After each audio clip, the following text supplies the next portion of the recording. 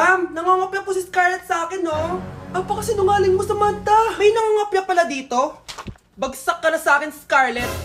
Apakasama talaga ng ugali mo, Samantha. Nay! O anak, anyari sa'yo? Binagsak ako ng teacher ko. Naniwala kasi siya kay Samantha na nangopya daw ako. Totoo ba yun, Scarlett? Hindi, Nay. Siya talaga yung nangopya sa akin. Walang iya yan ah. Humanda siya sa akin. Tara, anak. A few moments later. Ma'am, bakit niyo po kami pinatawag dito? Eh kasi ang anak mo, sinungaling. Siya naman talaga yung nangopya kay Scarlett eh. Hindi po totoo yan. Para malaman natin kung sino nagsasabi ng totoo sa inyong dalawa, mag-quiz na lang kayo ulit.